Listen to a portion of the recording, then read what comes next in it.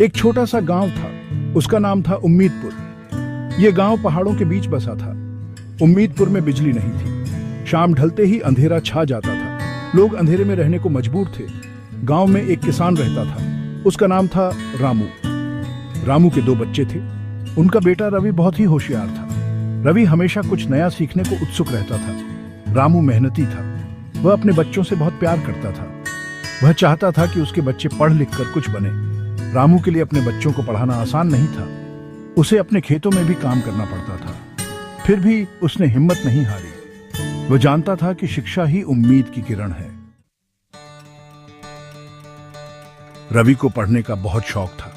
वह अक्सर स्कूल के बाद गांव के लाइब्रेरी जाता था। वहां वह घंटों किताबें पढ़ता रहता था। उसे साइंस की किताबें बहुत पसंद थी। एक दिन रवि ने सोलर एनर्जी के बारे में पढ़ा।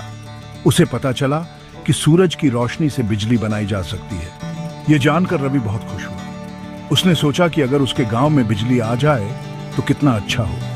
रवि ने अपने मन में ठान लिया कि वह अपने गांव में सोलर एनर्जी से बिजली लाएगा। उसने यह बात अपने दोस्तों को बताई। उसके दोस्त उसकी बात सुनकर हंसने लगे। वे बोले, यह कैसे हो सकता है? यह तो बहुत मुश्किल काम है। लेकिन रवि अपने इरादे पर अटल रहा। उसे यकीन था कि वह यह कर सकता है। उसे बस एक मौका चाहिए था। रवि ने अपने पिता से सोलर एनर्जी के बारे में बात की। उसने बताया कि कैसे सूरज की रोशनी से बिजली बनाई जा सकती है। रामू रवि की बातें ध्यान से सुन रहा था। उसे अपने बेटे पर गर्व हो रहा था।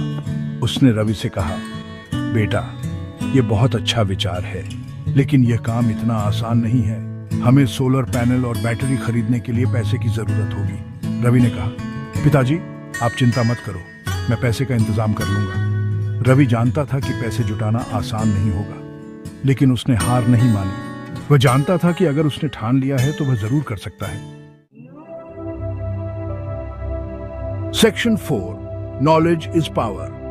रवि ने तय किया कि वह सबसे पहले सोलर एनर्जी के बारे में और जानकारी हासिल करेगा। वह शहर की लाइब्रेरी जाने लगा। वहां उसे सोलर एनर्जी से जुड़ी कई किताबें मिली। रवि रोजाना लाइब्रेरी जाता और घंटों किताबें पढ़ता। उसने सोलर पैनल, बैटरी और वायरिंग के बारे में सब कुछ सीखा।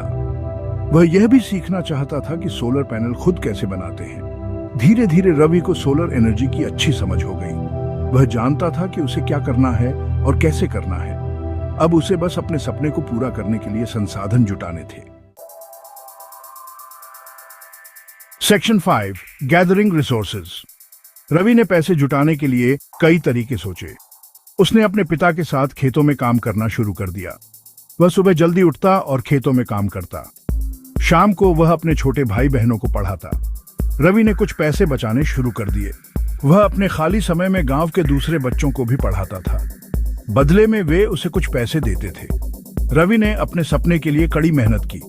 वह जानता था कि उसकी मेहनत एक दिन जरूर रंग लाएगी। ये कहानी हमें सिखाती है कि किसी भी चुनौतीपूर्ण परिस्थिति में भी दृढ़ निश्चय, मेहनत और सीखने की इच्छा से बड़े सपने पूरे किए जा सकते हैं। रवि ने अपने सीमित संसाधनों और कठिनाइयों के बावजूद अपनी जिज्ञासा और लगन से एक बड़ा बदलाव लाया। उसकी सफलता का कारण न केवल उसकी विज्ञान के प्रति रुचि थी, बल्कि उसका अपने गांव के प्रति समर्पण और सेवा का भाव भी था। रवि की कहानी से यह भी समझ में आता है कि शिक्षा ही वह साधन है जिससे व्यक्ति स्वयं को और अपने समाज को सशक्त बना सकता है। ये कहानी इस बात का प्रतीक है कि एक साधारण व्यक्ति भी, अगर उसका उद्देश्य नेक और उसके प्रयास निरंतर हों, तो वह समाज में बड़ा परिवर्तन ला सकता है।